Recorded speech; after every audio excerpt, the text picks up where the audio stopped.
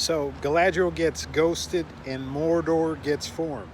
So that was a little bit too quick of a synopsis, but the basic idea behind this story is we see basically a lot of the casualties that came out of the last episode. We see the formation of Mordor, and then we see the interchange of the other two quote-unquote subplots of basically the evolution of what happens around Elrond, Mithril, the dwarves, and then the inner politics of Khazad-dûm.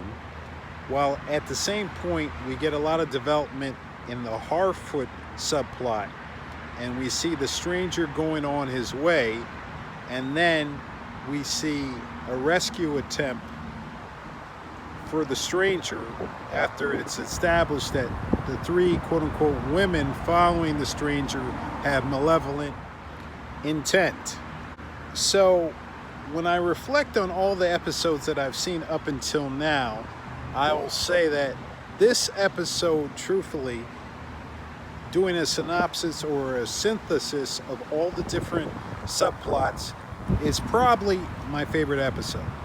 Now, some of my issues are some of the recurring issues. So, for example, the idea that Galadriel is or had been ghosted by Celeborn doesn't really make too much sense.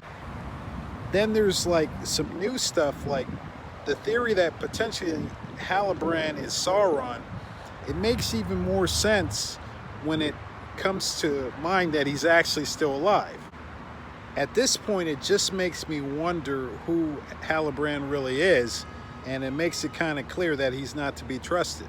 The most likable version of Galadriel, and once again, I'm just only talking about the character, no reference to the actress whatsoever, is the Galadriel we see in this episode. So the Galadriel in this episode, especially the way she's dealing with Theo and the new relationship that she has created with Theo, that Galadriel is way more likable than the Galadriel that we've been forced to see. So I'm hoping that the Galadriel that we saw in this particular episode is the Galadriel that we'll see from now on.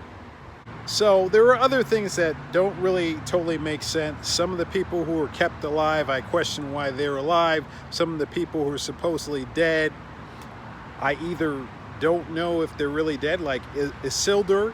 I'm kind of questioning that, and I'm wondering if he's going to come back. Outside of that, for the most part, structurally, I thought this one, or I like this one the best. And of course it has the Harfoots, so that makes it really, really easy for me. So if you really enjoyed my brief synopsis of the show, give us a like, subscribe, I'm out. And you can also check out my website, www.sabkaz.com, to support the channel.